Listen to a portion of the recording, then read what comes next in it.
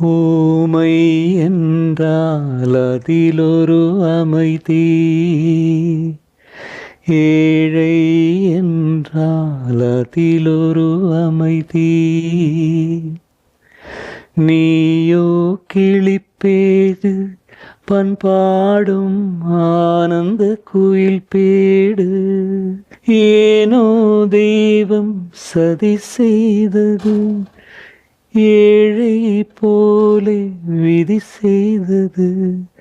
கண்ணே கலைமானே கன்னிமயிலென கண்டேன் உனை நானே, அந்திப்பகலுனை நான் பார்க்கிறேன், ஆண்டவனை இதைத்தான் கேட்கிறேன்.